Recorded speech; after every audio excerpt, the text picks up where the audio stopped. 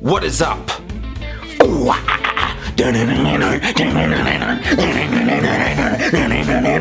It's whiskey. Alright, what's up guys? My name's Brunner. Welcome to my channel. This is Mr. Liquor Sipper, and today we're doing a review over this bottle. Can you see it? Can you hear it? Can you taste it? Can you pour it? We're gonna do a review over Jim Beam Devil's Cut. Man, that would probably stink pretty bad, huh? Alright, so Devil's Cut. So, this is the review. I decided to do this because, well, one, I don't really see a lot of them, and number two, I've had multiple products of Jim Beam in the past, but nothing as bare minimum as this. So if you're interested in a budget bourbon, in a budget, nice, clean whiskey that looks beautiful from the outside, but you never know what it's like on the inside for a good, smooth $22 with tax, then stay tuned and let's find out, is this a sipper or is this a skipper?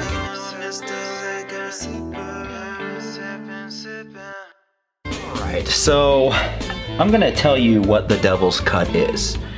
Now, when bourbon ages, a portion of the liquid evaporates through the barrel and up towards the heavens, believed to be angels claiming their dues. This has been dubbed the Angel's Share, but Jim Beam's Devil's Cut is not that portion at all. Actually, what it is, it's made from the liquid that gets trapped deep inside the wood of the barrel itself. And that is what the Devil's Share is. So you can think of this as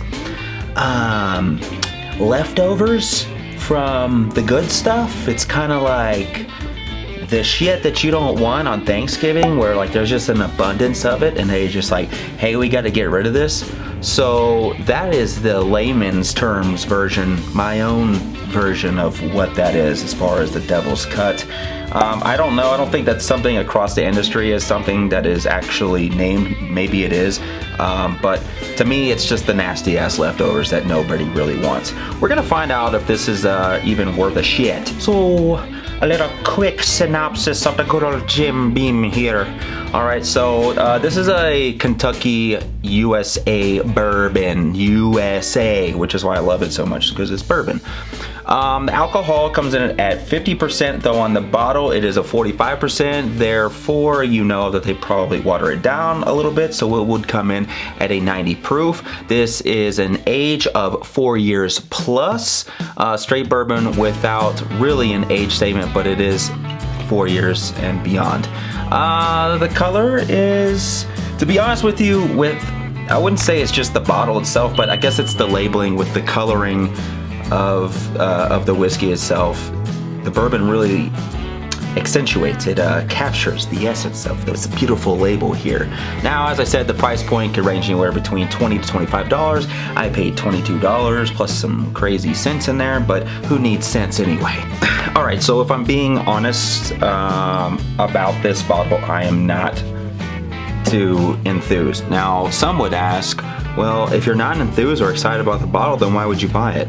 Well, I bought it for the channels, assholes. Come on. I've never tasted this before. You gotta experience the whole entire realm of whiskey and bourbon. And if you don't, then you can't make an educated answer on what's good and what's not. So you gotta go to the bottom of the barrel. No pun intended, or maybe there is. Take it how you want it, bent over, upside down, and backwards, or in a fuck swing. I don't know. Well, we're gonna pour a little bit of this, and we're gonna see what this BS is all about. Is it really good? Is it worth the value? I don't know. Is it worth it? Look, I just spilled some of it. Is it a sin yet? I don't know. But according to the devil, Satan himself, no. But I'll be the real judge, and let's see if we need to send this thing back to hell or not. So, I'd like to get a little air in there, if you will. Now, you don't want too much air, because if you get too much air inside the Devil's Cut, it may lead to a queef. Alright? So, swirls for the girls, and some twisters for the misters. I just did that backwards, but that's okay. We might have a little dyslexia issue. Let it air. Let it air. Alright, now, you know, before I get into this, just kidding. Nosing for newbies! Alright. remember, this is a beaker and it's just been cooking, so in order not to burn your nose or your nostrils, you gotta waft it in there. Just waft it in. Just give it a little waft, waft. All right. This smells like rough camping sex next to an open flame of fire. Now, I can't pin down if this is a church camp or if it's Boy Scouts, but for all you weirdos out there, I'll leave that one to you. Since we were discussing church, I think, you know, maybe that's what it was. It was the church talk, the confession thing. No, wait, here's the confession. Yeah, this is the confessions right here. Smells like confessions from a horny nun, which would later result in a song produced and sung by Usher, Raymond, about having a child out of wedlock. It also smells like my birthday suit when I was about 29 years old. And then after my birthday was over, so basically sex in a pool of Jell-O, but that Jell-O went into weird creases and crevices that I did not give consent for it to go, which resulted in a "Don't Touch Me There" Me Too lawsuit against Bill Cosby. This also smells like at least 96-year-old. Yeah, that's it. Smells like dirty grandma wheelchair sex. Are you into that? She can pop a wheelie while she's doing you, or you're doing her. You ever fucked doing a wheelie before in a wheelchair? That's what grandma has in store for you. How about that? All right, so leading into the real nose, everyone, we're gonna get very sophisticated, so you know what that means. Pinkies down, middle fingers up. Let's get to sniffing. It smells very winter greeny. Almost like someone dropped a little bit of a Trident wintergreen gum in here. But it's very mint forward, and then after the mint hits, it's very much the heavy wood, almost like morning wood. Just kidding, Woody Harrelson.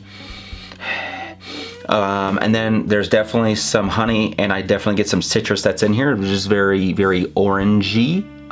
Maybe some orange rind from behind. And there's a little bit of slight sour corn mash, I think, in here. But yeah, it smells kind of rye-y. Rye-y. All right, so let's go to the palate here. All it tastes is mint and wood. So I literally feel like it is old, maybe like spearmint wintergreen chewing gum that was in a wrapper too long or something. I don't know, that one's weird. But it has a sweet flavor profile and a little bit of bitterness that comes along with that oakiness, because it kind of also leaves my tongue a little bit dry at the end, which is a little different for me. If you guys are into the drier stuff, then this might be something that you're interested in. Let me go back to the palate again. This one's kind of weird. Yeah, so it's very heavily polluted by that wintergreen chewing gum. It's almost like if you guys went out there, like before you went out on a date or something like that, and you brush your teeth, and just so happens that the place you were going to it doesn't even matter, it could be anyways, could be, let's just say, typically at restaurants they have Maker's Mark. So let's say you brushed your teeth 10 minutes before, you got there, you're waiting on your date at the bar, you ask them to pour you some Maker's Mark, and you sip on that thing 10 minutes after you brush your teeth. That is what this reminds me of. But then you still get the woodiness that's in there. Is this, it's one of those things, guys. This is a middle of the road. Is it a sipper or a skipper? I mean, I'm not ashamed to have it on my shelf. I think I would have it. I think it serves its purpose. Especially if you have, it has that wintry green, and that wintry green is actually what helps cover up that ethanol cover, or that ethanol taste.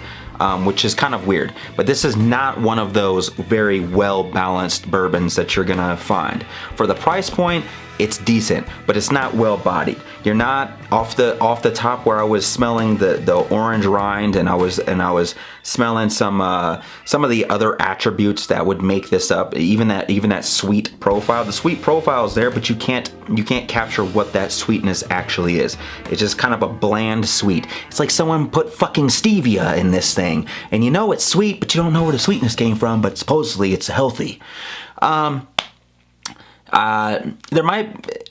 There might be something on there that I'm missing. There's a little bit of cinnamon, but I guess you get that whenever there's any type of spearmint, wintergreen type taste. It's a very holiday-ish, winterish type whiskey. So I could see myself, you know, sipping on the porch with a cigar. I think it might pair well with a cigar. Don't ask me which one, because I don't fuck with cigars like that.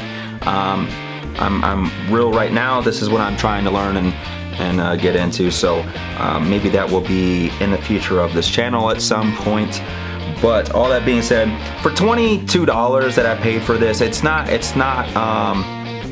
the greatest, but like I said, it's you get what you pay for, so you're not paying for top dollar. I stayed away from this personally because, one, of how cheap it is, and then number two, whenever you're getting into whiskeys, some of the names I intentionally stayed away from was your Johnny Walkers, your Jim Beams, and your Jack Daniels. Knowing that they also concoct and distill some of the other higher end stuff, I didn't want to get into these because they just seem average to me. They seem average, they seem run-of-the-mill. I see even, you know, 60-year-olds that have lived a long life that walk into any old liquor store and they go through, they know exactly that they're just gonna go grab a bottle of Jack or a bottle of Jim Beam. And they go in, they grab it, and it's just the most simplistic thing.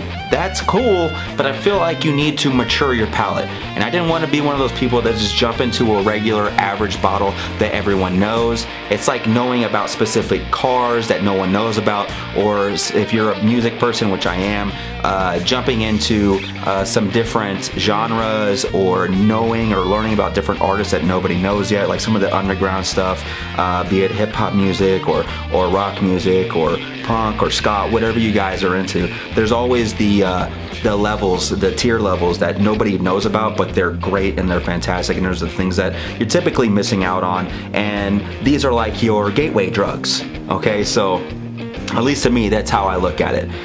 Unfortunately, the gateway drugs sometimes are very lackluster, and this one, again, if you're wanting for something that's a little bit more basic and traditional, then this is not bad. However, this is not my go-to, nor would it ever really be my go-to. Oh man, I gotta have Devil's Cunt. Oh man, I gotta have Devil's Cut, and I'm gonna go out and drive all over, you know, the city or town or fly somewhere for it. That's not what this is. Anyways, I hope that this was informative for everybody. I appreciate you taking a dip into the glass with me and sipping on some information as we do here. Don't forget to like, subscribe, so we can multiply and divide. Tell your friends, tell your homies, tell your upstairs neighbors. Fucking loud motherfuckers. I'm just kidding, I live in a house, but still. I have memories, alright? And tell your downstore neighbors, they might be loud too. Might be crazy weirdos that have orgies down there and you just trying to sleep, and then the guy upstairs vacuuming at 3 o'clock in the morning. This is all a true story. If you're enjoying the information, if you're enjoying the entertainment of the fastest growing whiskey show, whiskey YouTube channel on YouTube, then don't forget to drop 3 of these little glasses so we can have a cheers together. And also, if you want anything else being reviewed, or you have comments or whatever the case is, just leave it in the comments. Anyways, until next time, cheers and keep on sipping.